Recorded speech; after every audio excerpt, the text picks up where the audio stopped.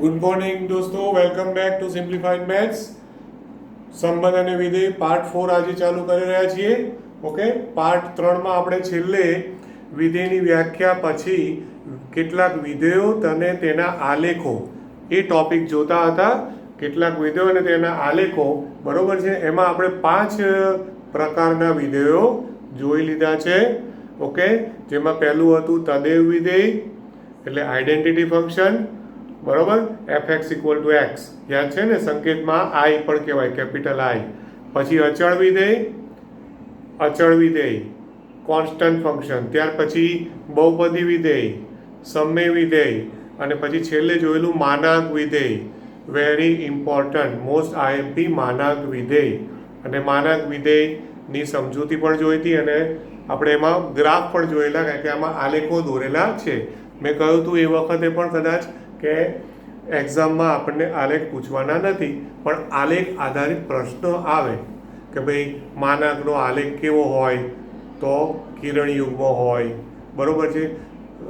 અચળ વિધેયનો આલેખ કેવો હોય, તો એ એક્સ અક્ષને સમાંતર હોય. આવા બધા પ્રશ્નો આવી શકે, ઓબ્જેક્ટિવ MCQમાં આવે. ઘણી વખત આકૃતિ દોરેલી હોય અને આકૃતિ પરથી તમને કહે કે આ કયું વિધેય છે જણાવો, 4 ઓપ્શન આપ્યા હોય, બરોબર. તો તમને આકૃતિ જોઈને આઈડિયા આવવો જોઈએ કે ભાઈ આવી આકૃતિ કયા વિધેયમાં બને છે. માનાંક વિધેયમાં બને છે, અચળ વિધેયમાં બને છે, બરોબર, કે પછી તદેવ વિધેયમાં બને છે, કે બહુપદી વિધેયમાં બને છે, શામાં બને છે, એ આપણને ખબર હોવી જોઈએ. તો તમે ABCD ઓપ્શનમાંથી સાચો ઓપ્શન સિલેક્ટ કરી શકો. આટલું 5 વસ્તુ જોઈ છે. હજી આમાં 2 વ્યાખ્યાઓ જોવાની છે આપણે બાકી, અને ત્યાર પછી બીજો એક થિયરીનો ટોપિક છે, બરોબર. હવે છઠ્ઠો આવશે આમાં ચિહ્ન વિધેય. ઓકે, ચિહ્ન વિધેય કહે છે, ચિહ્ન વિધેય.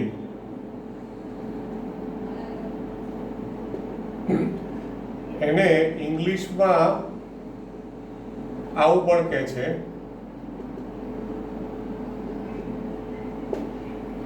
ચિહ્ન એટલે આપણે સાઇન બોલીએ છીએ, બરોબર ને, સાઇન, SIGN. તો અને સિગ્નમ ફંક્શન પણ બોલે છે, સિગ્નમ ફંક્શન અથવા સાઇનમ ફંક્શન, બરોબર. સાઇનમ ફંક્શન અથવા સિગ્નમ ફંક્શન, એ રીતે એનું ઉચ્ચારણ થાય, ચિહ્ન વિધેય. હવે ચિહ્ન વિધેયની વ્યાખ્યા અને એનો આલેખ કેવો છે એ જોઈ લો તમે. બધા વિધેયો છે ને R to R તો છે જ. કદાચ મારે કહેવાનું રહી ગયું હોય તો સમજી લેજો દોસ્તો કે R to R હોય ને વિધેય, એ બધા વાસ્તવિક વિધેયો કહેવાય. વિધેય f from R to R, એટલે આ વાસ્તવિક વિધેય કહેવાય. જો મારે લખવાનું રહી ગયું હોય તો આ વાસ્તવિક વિધેય કહેવાય. એટલે કે જે વિધેયનો પ્રદેશ અને સહપ્રદેશ બંને R to R હોય, મતલબ કે પ્રદેશ પણ R હોય, સહપ્રદેશ પણ R હોય, તો એવા વિધેયને આપણે વાસ્તવિક વિધેય કહેવાય છે.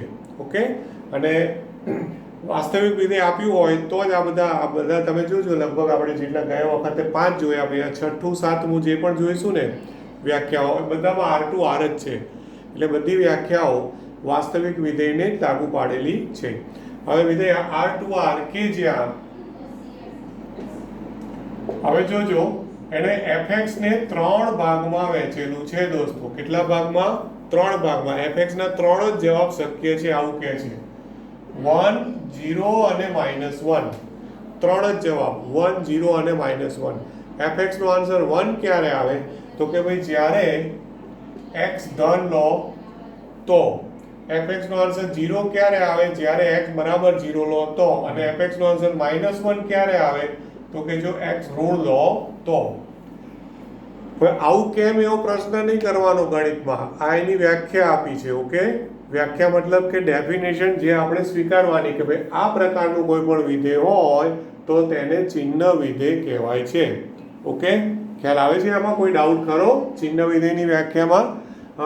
કે fx બરાબર 1 ક્યારે લેવાનું, જો x ધન હોય તો, x બરાબર 0 હોય તો 0 લેવાનું, અને જો x ઋણ હોય તો -1 લેવાનું. ઓકે, હવે આ થયું ચિહ્ન વિધેયની વ્યાખ્યા.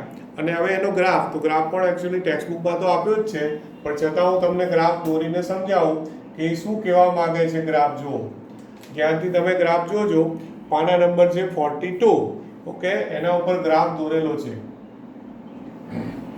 ઘણીવાર શું થાય છે કે બધું મટીરિયલ આપણી પાસે તૈયાર હોય ટેક્સ્ટ બુકમાં, પણ જાતે સમજવા જઈએ ને તો ઘણા હોશિયાર છોકરાઓ સમજી શકે ને ઘણાને એવું થાય કે અડધું સમજણ પડે ના પડે. એટલે ટેક્સ્ટ બુક ખુલ્લી રાખજો તો જાતે પણ જરૂર પડે તો તમે સમજી શકશો કે શું કહેવા માંગે છે. હવે જો જ્યારે x બરાબર 0 તો 0 આન્સર છે, એટલે એ બિંદુ અહીંયા આવે. કયું થયું? fx એટલે y કહેવાય તો યાદ છે ને પાછું fx એટલે y, એ ક્યારે ભૂલવાનું નહીં. fx એટલે હંમેશા y. એટલે x બરાબર 0 તો y બરાબર 0, એટલે 0 0 એક બિંદુ આવ્યું.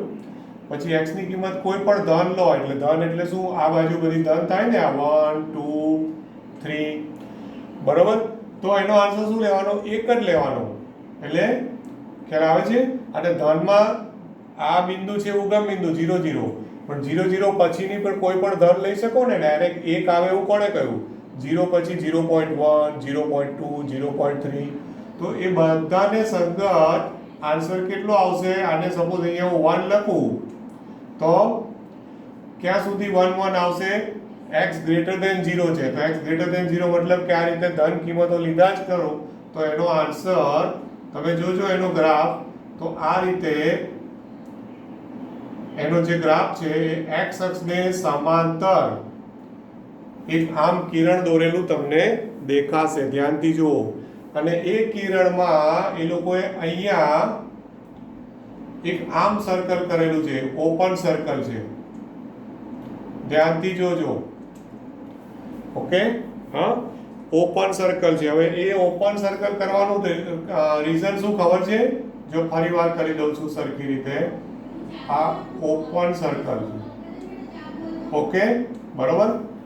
હવે આમ જે કિરણ છે એ કિરણ કઈ કિંમતો બતાવે છે? y બરાબર 1, અને y બરાબર 1 ક્યારે હોય? જ્યારે x ગ્રેટર ધેન 0 હોય, બરોબર. હવે x ગ્રેટર ધેન 0 હોય, પણ જ્યારે x બરાબર 0 હોય ત્યારે તો 0 છે, એટલે એ આ ટપકું છે. એટલે આ જે ખુલ્લો ભાગ બતાવ્યો છે ને, ખુલ્લો ભાગ, ત્યાં કોઈ બિંદુ આલેખમાં આવતું નથી, કારણ કે 0 ને સંગત તો 0 અહીંયા ટપકું થયું છે, એટલે અહીંયા કોઈ બિંદુ નથી. પણ 0 પછી તરત જ 1 x ની કોઈ પણ ધન કિંમત માટે 1 1 1 1 1 y આવે, એટલે આ બાજુ જાય. હવે એવી જ રીતે આ 1 છે, આ x આ 1 છે, પછી 1 થી પછી નેક્સ્ટ આ 1 આવ્યું. ઓકે, થોડો પેનનો પ્રોબ્લેમ થયો છે. પછી અહીંયા -1 લઈ લો, એને પણ પાછું આ રીતે ખુલ્લું કરી દો. ઓકે, અને આ છે -1 બરાબર. હવે એ -1 લીધું, ત્યાં પણ મેં સર્કલ કર્યું છે, સર્કલ મેં ખુલ્લું સર્કલ કર્યું છે. તો એનો મતલબ શું? ખુલ્લું સર્કલ એટલે કે એ બિંદુ ગણવાનું નથી. અને પછી x લેસ ધેન 0 હોય તો કયો આન્સર આપ્યો છે? -1. એટલે પછી અહીંથી આ x લેસ ધેન 0 એટલે બધું આ બાજુ છે, રાઈટ? x ઋણ એટલે ઉગમ બિંદુની ડાબી બાજુ જાય, તો આ બાજુ કિરણ આવશે, આમ કિરણ આવે. ઓકે, તો એક કિરણ આમ ગયું x ગ્રેટર ધેન 0, એક કિરણ આમ ગયું x લેસ ધેન 0, અને વચ્ચે ટપકું આવ્યું x ઇક્વલ ટુ 0. તો આ થયો ચિહ્ન વિધેયનો આલેખ. હવે ચિહ્ન વિધેયનો આલેખ છે ને, આ સિવાય બીજો કોઈ જ ના બને. આ જ એક જ આલેખ ફિક્સ છે કે ચિહ્ન વિધેયનો આલેખ આવો જ આવે. એટલે ઇન કેસ એક્ઝામમાં આલેખ દોરીને પૂછે તો ચિહ્ન વિધેયનો આલેખ જે છે એ આ જ રીતે દોરીને આપવો પડે કે ભાઈ આ આલેખ શાનો છે, તો તમને તરત જ આઈડિયા આવે કે ચિહ્ન વિધેયનો આલેખ છે. ત્યાર પછી હવે 7મી વ્યાખ્યામાં જઉં છું. આ પછી આ ફરી પાછું ઇમ્પોર્ટન્ટ છે. હવે એનું કારણ, ઇમ્પોર્ટન્ટનું કારણ કે આ પાછું લક્ષ વિકલનમાં ઉપયોગમાં આવશે. સંકલનમાં ઓછું પણ લક્ષ અને વિકલનમાં આવશે. હવે એ છે મહત્તમ પૂર્ણાંક વિધેય. ઓકે, મહત્તમ પૂર્ણાંક વિધેય. ઓકે, આવું એનું નામ છે, મહત્તમ પૂર્ણાંક વિધેય. એને ઇંગ્લિશમાં બોલવું મહત્તમ એટલે ગ્રેટેસ્ટ, મહત્તમ એટલે ગ્રેટેસ્ટ. પૂર્ણાંક એટલે ઇન્ટીજર, પૂર્ણાંક એટલે ઇન્ટીજર ફંક્શન. ઓકે, શું એનું ઇંગ્લિશમાં નામ છે? ગ્રેટેસ્ટ ઇન્ટીજર ફંક્શન, મહત્તમ પૂર્ણાંક વિધેય. આનું એક બીજું પણ નામ છે દોસ્તો. ઓકે, ગુજરાતીમાં બી, ગુજરાતીમાં એક એકદમ દેશી નામ છે, પગથિયા વિધેય. શું કહે છે આને? પગથિયા વિધેય. હા, અને ઇંગ્લિશમાં સ્ટેપ ફંક્શન, પગથિયા વિધેય,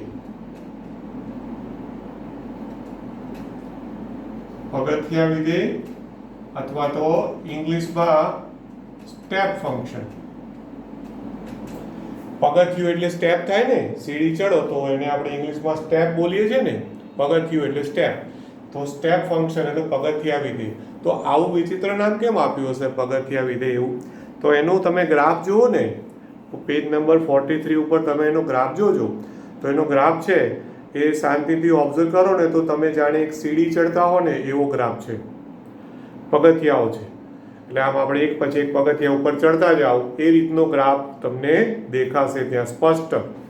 ઓકે, અને એના લીધે થાય અને ગુજરાતીમાં એને એક સાવ સિમ્પલ દેશી નામ આપી દીધું છે. શું? પગથિયા વિધેય. પણ આપણે મેથેમેટિકલી યાદ રાખવું હોય તો શું નામ આપશો એને? મહત્તમ પૂર્ણાંક વિધેય. Okay, right. હવે એની વ્યાખ્યામાં પણ પાછું વાસ્તવિક વિધેય તો લેવાનું જ કે ભાઈ વિધેય f from r to r, f from r to r એટલે કયું વિધેય થયું? વાસ્તવિક વિધેય કે જ્યાં for all x belongs to r. હવે એને છે ને સંકેતમાં આ રીતે લખે છે, આ એનો સંકેત છે દોસ્તો.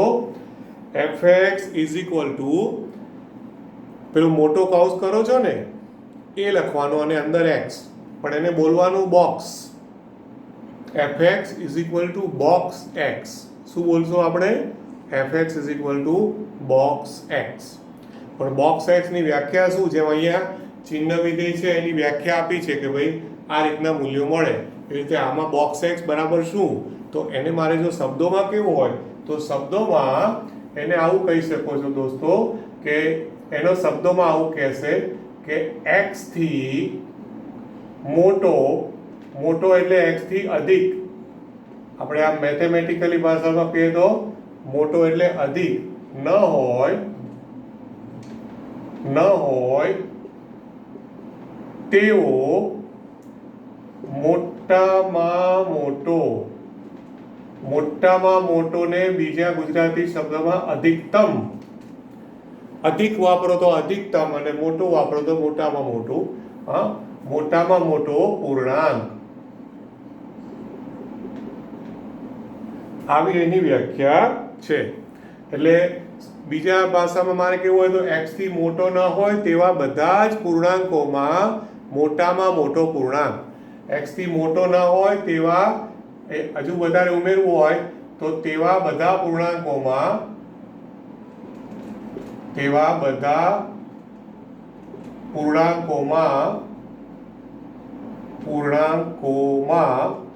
મોટામાં મોટો પૂર્ણાંક.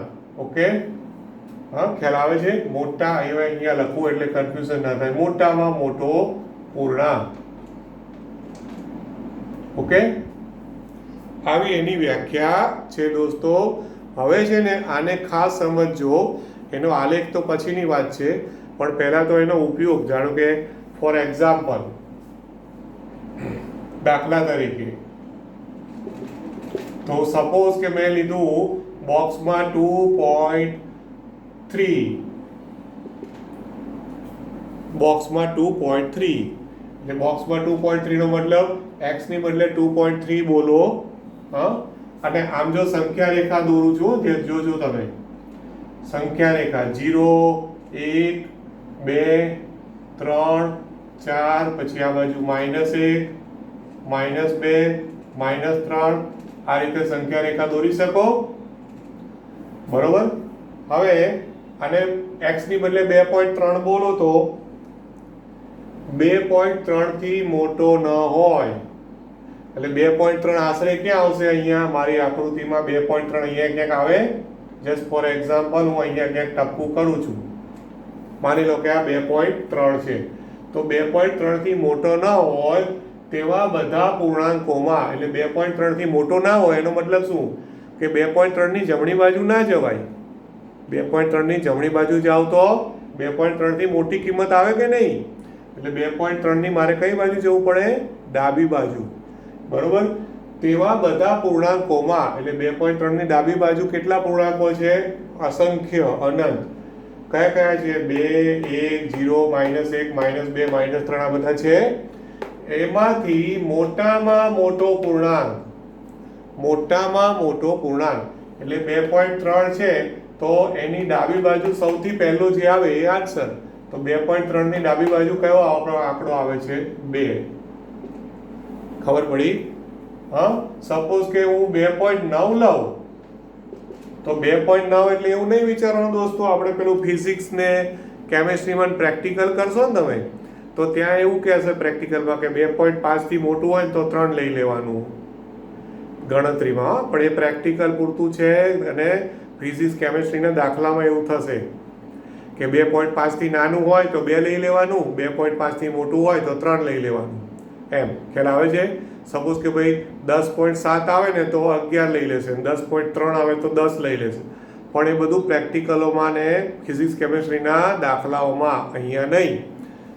અહીંયા આપણે શું 2.9 હોય તો 2.9 ની જમણી બાજુ ના જવાય, 2.9 ની ડાબી બાજુ જ જવાનું, અને જે પહેલો પૂર્ણાંક આવે એ આન્સર. એટલે 2.9 લો તો પણ 2 જ આન્સર આવે.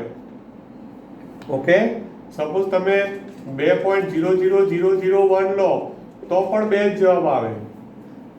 હા, આ સમજવા જેવું છે. પછી સપોઝ કે મેં 3.77 લીધા તો પણ 3 જ જવાબ આવે. હવે જો આમ આપણને એવું મગજમાં બેસે છે કે ભાઈ બોક્સની અંદર જે પણ સંખ્યા હોય ને એનો પેલો દશાંશ કાઢી નાખો એટલે જવાબ. એવું લાગે છે ને કે ભાઈ 3 પોઈન્ટ ગમે તે હોય તો 3 આન્સર, 2 પોઈન્ટ હોય તો 2 આન્સર. પણ જો એવું મગજમાં બેસાડ્યું ને તો નેગેટિવમાં, એટલે કે ઋણ કિંમતોમાં મરી જવાના. એનું રીઝન છે કે ઋણ કિંમતો હશે ને ત્યારે હું તમને બતાવું. જો દાખલા તરીકે -2.5, ઓકે, તો -2.5 આશરે અહીંયા ક્યાંક આવશે. તો હવે -2.5 ની જમણી બાજુ ના જવાય દોસ્તો. તમે ભૂલમાં જો -2 લખી કાઢ્યા તો ગયા કામથી. કે -2 છે એ તો -2.5 થી મોટા છે, ખબર પડે છે ને? આ -2.5 તો -2.5 કરતા -2 મોટી કિંમત છે, કારણ કે તમે જમણી બાજુ ખસ્યા. તો આપણે હંમેશા સંખ્યા રેખા ઉપર જે પણ અહીંયા કિંમત આપી હોય એની કઈ બાજુ જવાનું, લેફ્ટ. કઈ બાજુ જવાનું, લેફ્ટ. એટલે ડાબી બાજુ ખસવાનું, અને ડાબી બાજુ ખસો અને જે પૂર્ણાંક આવે પહેલો -3 આવ્યો, પછી -3, પછી -4, -5, પણ એ બધા પૂર્ણાંકોમાં મોટામાં મોટો પૂર્ણાંક. તો મોટામાં મોટો પૂર્ણાંક એટલે -3, એટલે -2 સાચો જવાબ નથી. સાચો જવાબ શું છે, -3. આ ગડબડ કરવાના છો દોસ્તો, ધ્યાન રાખજો. ઓકે, ધારો કે -1.9, તો -1.9 એ આશરે અહીંયા ક્યાંક આવશે -2 ની નજીક. તો જમણી બાજુ નહીં જવાનું, ડાબી બાજુ જવાનું. એટલે શું આન્સર આવે, -2. ખબર પડે છે?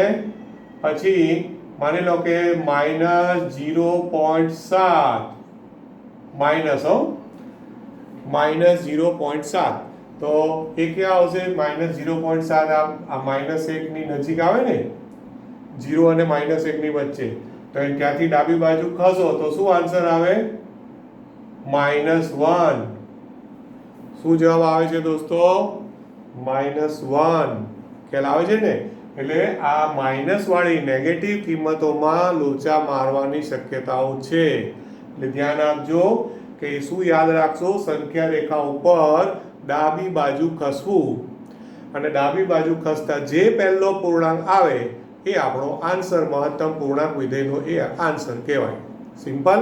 ઓકે, એટલે વ્યાપક રીતે છે ને એ લોકો ટેક્સ્ટબુકમાં આવું સમજાયું છે કે જો આવું લઉં ને, ધારો કે 0 < x < 1, તો બોક્સ એક્સ નો આન્સર 0 આવે.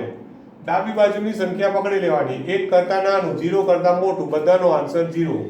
હા, પછી સપોઝ -1 લેસ ધેન x, -1 થી 0 માં હોય તો બોક્સ x નો આન્સર શું આવે? -1 આવે. પછી 1 થી 2 લઉં, 1 થી 2 લઉં તો ડાબી બાજુનો કયો આંકડો છે? 1 છે, તો બોક્સ x બરાબર 1 આન્સર આવે. And so on. આ રીતે તમે લખી શકો છો ઢગલાબંધ કિંમતો. હા, બરોબર. તો અહીંયા જે મેં લખ્યું ને દોસ્તો, એનો ઉપયોગ છે ને લક્ષ ને વિકલનના જ્યારે દાખલાઓ આવશે ને ગણવાના, હા, 11th નહીં આવે તો 12th તો ખરા જ. હા, બરોબર. તો એ વખતે આ બધા આ જે મેં અસમતાઓ લખીને એની જરૂર પડશે. અને એમાં યાદ રાખવાનું કે એ અસમતામાં જે ડાબી બાજુનો આંકડો હોય ને એ આપણો જવાબ. કારણ કે 2 થી નાનું છે ને 1 થી મોટું છે એટલે આન્સર 1 આવે. બરોબર. ઓકે. અચ્છા, બીજી એક વસ્તુ એ પણ યાદ રાખવાની કે જો બોક્સની અંદર પૂર્ણાંક જ હોય, મતલબ બોક્સમાં પૂર્ણાંક જ આવે, આમ બોક્સમાં 3 તો પાછું 3 જ લેવાનું, બોક્સમાં 0 તો 0 જ લેવાનું. આ યાદ રાખજો. હા, બોક્સમાં ધારો કે -5 તો -5 જ લેવાના, -5 જ લેવાના. એટલે અંદર ધારો કે બોક્સની અંદર પૂર્ણાંક સંખ્યા જ હોય તો જે બોક્સમાં પૂર્ણાંક હોય એ જ આન્સર. ઓકે. પણ જો બોક્સની અંદર જ્યારે આવું દશાંશ પદ્ધતિમાં બોક્સની અંદર આન્સર આપે તો સંખ્યા રેખા ઉપર ડાબી બાજુ ખસવાનું અને ડાબી બાજુ ખસી, ઓકે, અને જે પહેલો પૂર્ણાંક આવે એ આન્સર. ઓકે. એમાં ધન ઋણમાં પડશો તો તકલીફમાં મુકાશો. હવે એનો આલેખ જુઓ. હવે એનો જે આલેખ છે ને એ તમે ટેક્સ્ટબુકમાં જુઓ કે એ લોકોએ આખા પગથિયા જેવું આલેખ દોરેલો છે. હવે એ કેવી રીતે પગથિયા આવ્યા હશે તમે વિચારો. હા, તો જો ધારો કે હું 0 અને 1 ની વચ્ચેની વાત કરું. જો આ ઉગમ બિંદુ છે, 0 પછી 1 2 3. ઓકે. જો 0 લેશો તો 0, 0.1 તો 0, 0.2 નું 0, 0.5, 0.7, 0.9, 0.99, 0.999 એ બધાનો આન્સર 0 આવશે. એટલે અહીંથી શરૂ કરી અને આ થોડો ભાગ ડાર્ક કરી દઉં છું. આ બધું પણ થશે શું ખબર છે કે જેવું તમે 1 આવશે ને 1 એટલે 1 આવ્યું એટલે 1 નું બોક્સ કરો એટલે ડાયરેક્ટ તમે કૂદકો મારીને 1 ઉપર જતા રહેવાના. એટલે ડાયરેક્ટ અહીંયા આવી જશો 1. એટલે અહીંયા તમે ટેક્સ્ટબુકમાં જોશો ને તો અહીંયા એને 1 ઉપર આવું સર્કલ કરેલું હશે દોસ્તો. ઓકે. ટેક્સ્ટબુક ખુલ્લી રાખજો તો તમને ખબર પડશે કે અહીંયા એને 1 ઉપર આવું સર્કલ કરેલું હશે. એનો મતલબ કે આ બિંદુ અહીંયા 1 અહીંયા સમાવેલું નથી. 0 થી 0.9, 0.99, 0.999 ત્યાં સુધી અહીંયા આન્સર આવે છે. પણ જેવો 1 લો એટલે જમ્પ મારી કૂદકો મારી અને સીધું 1 હોય તો 1, પછી 1.1, 1.2, 1.7, 1.9, 1.99. ઓકે. એ બધા આન્સર અહીંયા છેકથી છેક જે 2 સુધી કહું છું, હા, ધ્યાન આપજો. પણ 1.99, 1.999 ત્યાં સુધી અહીંયા આન્સર આવશે. પણ 2 અહીંયા નહીં આવે, આ લાઈન ઉપર 2 નહીં આવે. એટલે ફરી પાછું તમે ગ્રાફમાં જોશો ને તો એ રીતે અહીંયા આ લોકોએ આમ સર્કલ બનાવેલું હશે. જો, ઓકે. એ સર્કલ કેમ બનાવ્યું હશે? કારણ કે બેનો સમાવેશ એ જે આડી રેખાખંડ દોર્યો છે એ રેખાખંડમાં 2 નો સમાવેશ નથી થતો દોસ્તો. જેવું 2 આન્સર આવે એટલે અહીંથી ફટાકડતું જમ્પ મારી અને અહીંયા 2 પર જતા રહે એટલે અહીંયા 2 આવે. પછી 2 થી 3 સુધી, 3 નહીં પણ 2.99, 2.999 એમ કરતા અહીંયા 3, જેવું 3 આવે એટલે પાછો ઉપર જમ્પ મારશે. ખ્યાલ આવે છે?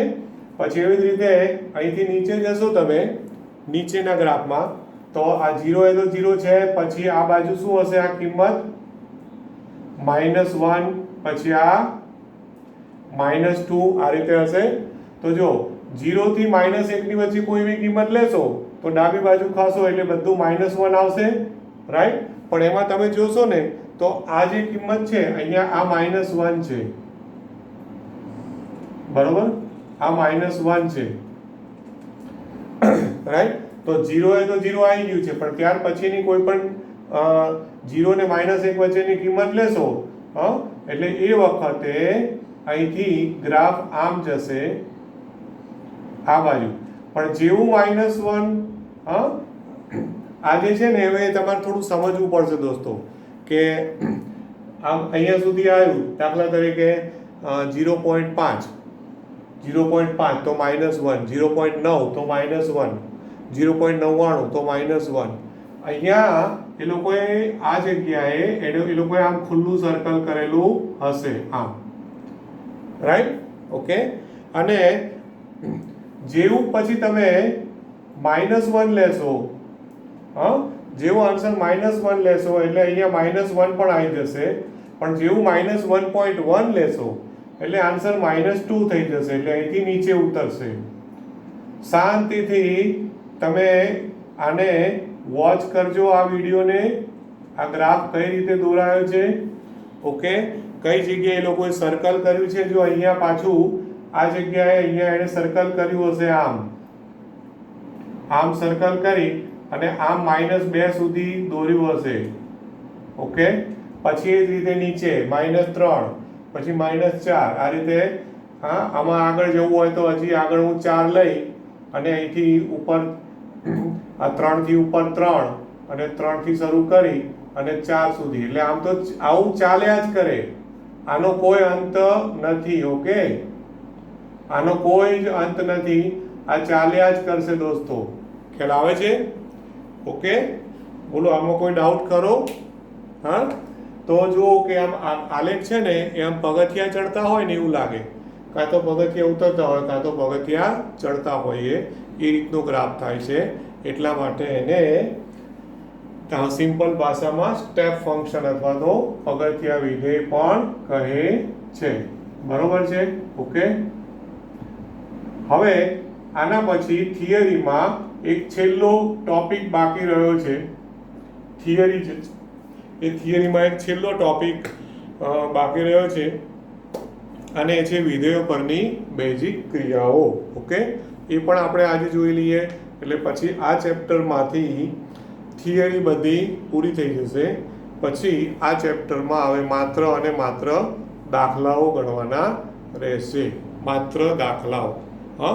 કહેવાય ને આનાથી આગળનું બધું જ પછી 12મા ધોરણમાં આવશે.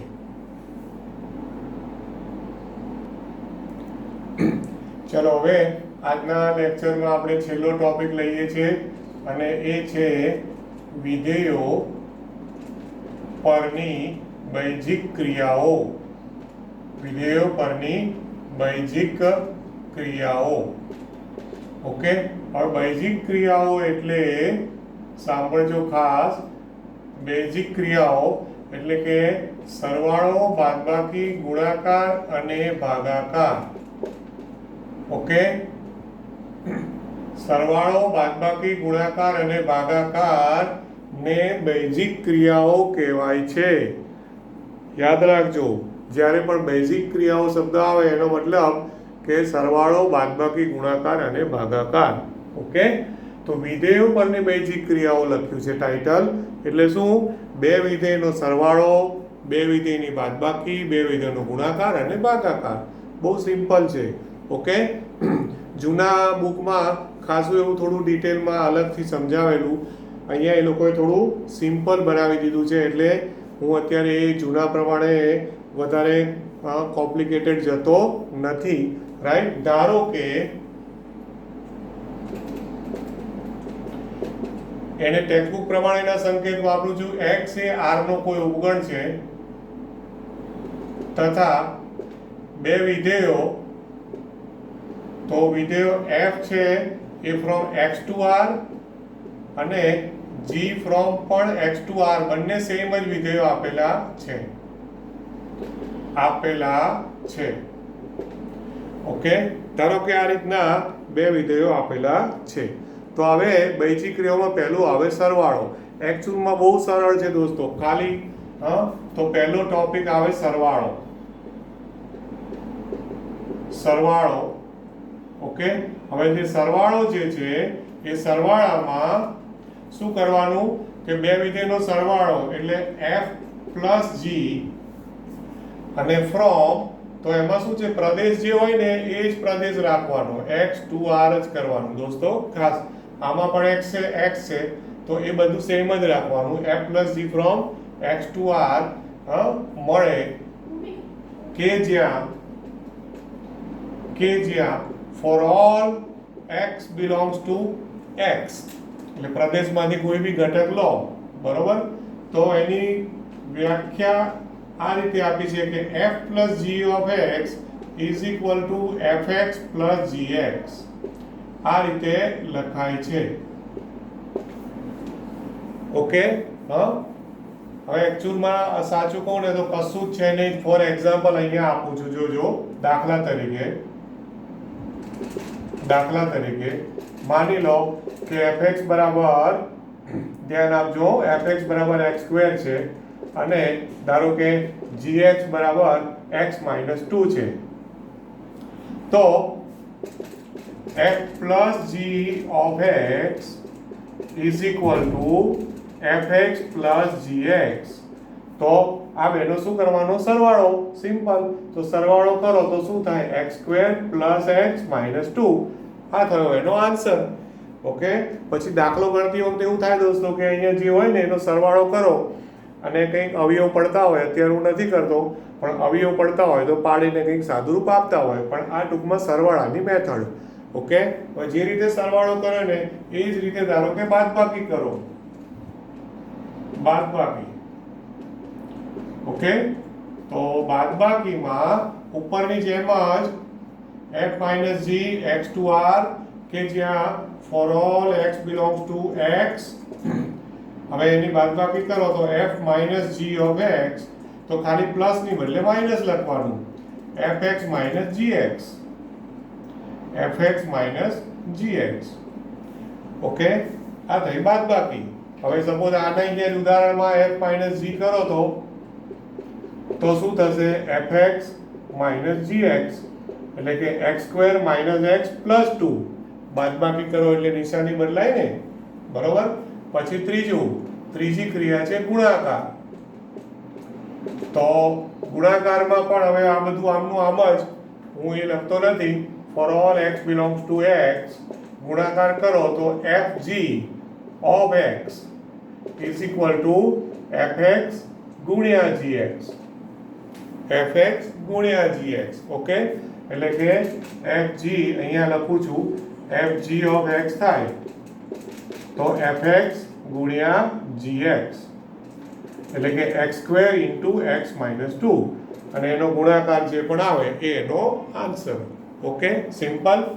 પછી ચોથું આવે છે એ થોડું આઈએમપી છે દોસ્તો, એ છે ભાગાકાર. ભાગાકારને હું કેમ આઈએમપી કહું છું કે જ્યારે તમે f upon g કરો તો એમાંથી જે પ્રદેશો હોય પ્રદેશમાંથી એવી કિંમતો મારે કાઢી નાખવી પડે, એ બધા જ ઘટકો કાઢી નાખવા પડે કે જ્યાં gx બરાબર 0 થાય. પ્રદેશમાં મેં x નથી લખ્યું, અહીંયા આ બધામાં પ્રદેશમાં x આવે છે. સરવાળો, બાદબાકી, ગુણાકાર બધામાં પ્રદેશમાં x આવે છે. અહીંયા x માઇનસ એવી બધી જ કિંમતો જ્યાં છેદ 0 થાય. મેં કેમ કાઢી નાખ્યા દોસ્તો? કારણ કે gx છેદમાં આવે છે તો gx 0 થવું જોઈએ નહીં, ઓકે, રાઈટ. આ રીતે વ્યાખ્યાયિત થાય. આટલું ધ્યાનમાં રાખજો ભાગાકારમાં કે જ્યાં f upon g of x is equal to fx upon gx થાય. પણ ધ્યાન રાખવાનું કે gx not equal to 0. gx કેવું હોવો જોઈએ? not equal to 0. તો મારા આના જ ઉદાહરણમાં જો હું f upon g of x લખું એટલે fx upon gx કરું તો આન્સર આવે x square upon x minus 2, અને એમાં મારે કન્ડિશન મૂકવી પડે કે જો x minus 2 not equal to 0, એનો મતલબ કે x is not equal to 2, x is not equal to 2 હોય તો જ ભાગાકાર વ્યાખ્યાયિત થાય. એટલે અહીંયા f અપોન g જે છે એમાં જે પણ પ્રદેશ હોય એ પ્રદેશમાંથી મારે 2 ને બાદ કરવા પડે.